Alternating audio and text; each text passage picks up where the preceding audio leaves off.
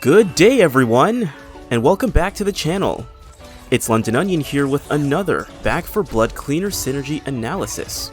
And in this video I'm going to be analyzing Act 3 and give my take on what I consider to be a theoretically sound team for optimal progression. Now it is important to first state the parameters and limitations before undergoing our analysis. As we are all aware, deck builds are essentially the cornerstone of Back 4 Blood. And given the various combinations they can be arranged in, some of our talking points will inherently be rife with nuance and open to alternative opinion. But this is not meant to be a dogmatic presentation.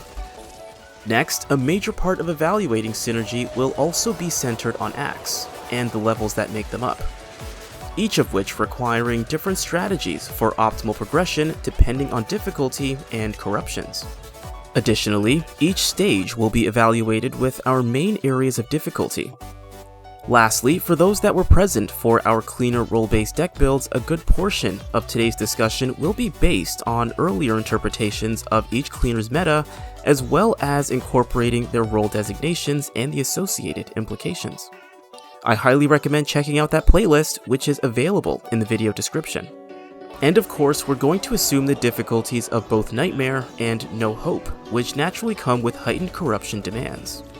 With all of that said, we will now transition to our stage evaluations. Looking at Stage 1, Farther Afield. This stage has moderate to high longevity, and this can vary depending on how surgical a given team wishes to be.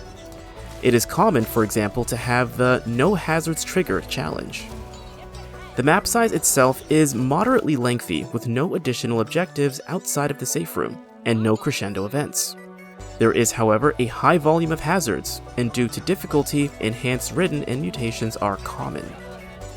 Next, Blazing Trails has a large map size, comes with a nest objective, but no consistent bonus objective/challenges. There is one crescendo event following the nest objective which triggers an infinite horde until reaching the safe room. Outside of No Hope, no boss is guaranteed. However, there are hidden corruptions of Charred Ridden and timed hordes while traversing the Burnt Forest. Lastly, hazards are in moderate frequency, with birds, cop cars, and alarmed doors. Cabins by the Lake is moderate in map size, comes with an additional objective of finding a battery near the end of the level, but no consistently predictable bonus objectives/challenges. Looking at the Crescendo Corner, there are two events, one while crossing the lake, which can be minimized with a toolkit, and another after affixing the aforementioned battery, which comes with an infinite horde, and a hidden corruption for hordes of the Reaper family. Hazards are mainly limited to alarmed doors and birds. Garden Party has a relatively smaller map size, but comes with a nest objective and a maze preceding the safe room that seems to change in composition with each run. Hazards are minimal and limited to birds. There are also no crescendo events. Outside of No Hope, bosses are not uncommon. T5 is a finale stage. The map itself is small, but convoluted with a lengthy objective of finding units of research while fighting through an infinite horde. Lastly, there is a guaranteed ogre. This stage is pretty much a test of mettle, but on the grounds of blitzkrieg and attrition. A Friend in Need has a large map size, and one alternative objective of locating an access card to progress through the stage. There is one crescendo event triggered by an alarmed door that cannot be avoided with a toolkit. The stage is rife with hazards, that being birds, alarmed doors, and cop cars. Ridden and mutations are also likely to have monstrous corruptions. Next, Making the Grade has a moderate map size, comes with a nest objective, and one crescendo event requiring a team to hold a position against multiple hordes. This crescendo also comes with a guaranteed ogre. The stage has a moderate amount of hazards, birds, few alarmed doors, and cop cars. The Road to Hell has a large map size with plenty of areas to explore. It comes with an extra objective of finding chemicals, comes with one crescendo event requiring a team to combat their way through an infinite horde with gates that open painfully slow, and has a hidden corruption that triggers timed hordes of a random mutation family past the checkpoint of no return. Hazards are mainly limited to birds, and ridden are likely to come heavily armored. As for our last stage, the body dump is a finale level with a wide map setting, and has a main objective of destroying nests. Hordes are continuous, and ogres will infinitely spawn, one at a time, until the nests are destroyed. Naturally, there are no hazards, and enemies are likely to have monstrous and armored corruptions. Overall, Act 3 is well-rounded in its demands and difficulty. In this Onion's experience, however, preparation throughout the act, especially in anticipation of T5 and body dump, is paramount. By preparation, I'm mainly referring to maximizing copper reserves for the purpose of upgrading one's team and building their overall efficacy. This will come with taking special care to adjust to the demands of the adaptation plane, specifically with bonus objectives/challenges such as avoiding hazards, reducing incapacitations, keeping all cleaners alive, and transferring a given specimen container to the safe room for extra copper. Completing these challenges will demand creative strategy and general maturity from a cleaner team. I wouldn't say completing Act 3 is impossible otherwise, but there is a stark difference in performance where a team's abilities are upgraded versus at base level. I would double down on this point when playing on No Hope. So although Act 3 is well-rounded in its difficulty demands, I would argue that special attention should be paid to economy, whether that be through adaptation in accordance with our MADS matrix, or a cleaner team already having their own economic edge in deck builds. But we will now transition to our cleaner selections based on synergy and level demands. So to start us off, as usual, I'll select a cleaner that fits the profile of the alpha grouping first, and work from there. For Act 3, I choose Carly to lead this cleaner team. Now I have Carly built as a chief navigator and independent cleaner. Her loadout is intended to be that of the assault rifle class with a melee weapon as her secondary. She also comes with an edge in mobility and copper production. Now speaking on a practical level, with the way I have Carly built, she would be a helpful constituent for the adaptation plane, specifically with detecting hazards and providing utility. This is not only with her utility scavenger card, but she also starts with a toolkit, which can aid with easier progression, especially on the first stage when crossing the cornfield. However, one can use her sixth sense for that as well. Otherwise, her ability to detect hazards and mutations, carry extra quick slot items and support items with fanny pack, produce copper, and run with extra lives curbs some of the effect of map size and provides an answer to adaptation overall. Carly's main weaknesses, however, are her damage output, damage reduction, and lack of health preservation. At most, Fanny Pack provides a 15% buff to trauma resistance, but she is otherwise not built for punishment or knocking down mutations with ease. So for our cleaner in the major grouping, I would select Hoffman as the leader support with horde clearing. Now Hoffman can fit into both the major and omega grouping due to his build and abilities. He is built with a focus toward enhanced throwables / environmental explosives and incendiaries, and heavy weaponry, that being an LMG and hard-hitting shotgun. He has a natural edge in ammo reserves and ammo production, as well as an extra slot for throwables.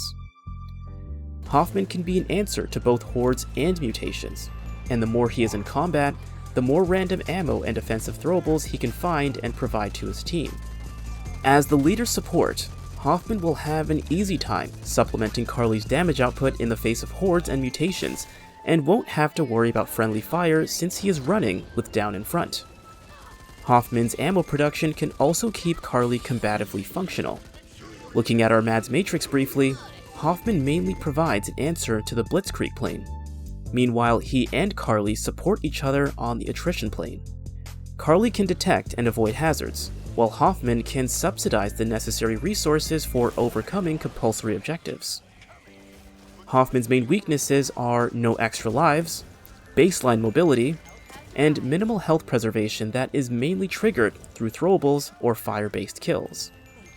Just like our previous videos, we'll select our rearguard first from the Omega grouping, then determine our team supporter. For this team composition and taking in the level demands, I decided to go with Charisse as the tank and heavy rearguard. Both Charisse and Hoffman can play interchangeable roles depending on level challenges. Charisse was built with being able to take the most damage out of the rest of her cleaner team, while also having strong health preservation in the face of mutations and hordes. Charisse's edge is mainly in defense. She provides trauma resistance, 25% team bolstered health, and can create makeshift armor from ridden armor pieces. She doesn't really have an intended loadout, as her specialization is with melee weapons. Her strong health preservation naturally is a relief on support items, and her heavy reliance on melee weapons reduces her uptake of ammunition, though this can be a double-edged sword. From a practical perspective, Charisse will thrive in stages with infinite hordes and can be a passive source of defense for the rest of her team, with both bolstered health as a perk and well-rested as a card. Her Vanguard card may also provide some addition to health, provided her team is close enough. She provides an answer to Blitzkrieg, mainly with hordes and mutations, as well as longevity in general, as she is rather fitting as an endurance combatant. Like Hoffman, Charisse does not come with extra lives, but also does not have a prowess for ranged combat. For our last cleaner in the minor grouping, I decided to go with Prophet Dan. I have Dan built with a prowess toward reactionary failsafes, with the ultimate goal of keeping his cleaner team alive. His deck build also comes with a major focus towards seamless revival, even in dangerous circumstances. Whether a horde is triggered or a teammate goes down, Prophet Dan is the team safety net. He provides an extra life with needs of the many, and may provide more with his random revival perks. Depending on the fault at hand, cleaners can expect to recover 20 plus health units with amped up and inspiring sacrifice, or may have their combat abilities enhanced with On Your Mark and Avenge the Fallen. Prophet Dan is not much of a healer, but he can also restore lives with first aid kits and defibrillators, due to medical professional. Prophet Dan's presence on this cleaner team answers for the lack of health preservation, extra lives, and generally makes bonus objectives regarding incapacitations and all cleaners alive far easier. Where Carly may fail in proactively leading her team, Prophet Dan has a plan. To summarize this team's synergy, Carly is the chief navigator, an independent cleaner who can adapt to a series of circumstances, but with no archetypal specialization. She is strong in providing utility in copper, has her own extra lives, and can detect hazards and mutations, but will require support in health preservation and damage output toward bosses and mutations. Hoffman, as her right hand, answers for mutations, bosses, and hordes with his destructive potential, extra ammo, extra throwables, and hard-hitting weaponry. He is, however, devoid of extra lives, consistent health preservation, and stamina/mobility. Prophet Dan is mainly a contingency responder and plays into the hand of each cleaner in small ways. He provides health and ammo when hordes are triggered or timed, optimizes seamless recovery upon incapacitation with added perks, provides extra lives, has his own reserve of extra lives, and provides general recovery for his team upon reaching a safe room. Charisse mainly acts as a high economy tank with passive defense perks for her team, makeshift armor, team bolstered health, overheal, and a slight increase to healing efficiency which will aid Prophet Dan if his healing is demanded. She may also switch roles with Hoffman where appropriate. Otherwise, that essentially sums up our synergy analysis today. Thank you guys for joining me on this one, and in our next video, we will be revisiting Act 3 and construct an alternative cleaner team that this onion considers to be theoretically sound. It's been Londononion, and I will see you guys next time.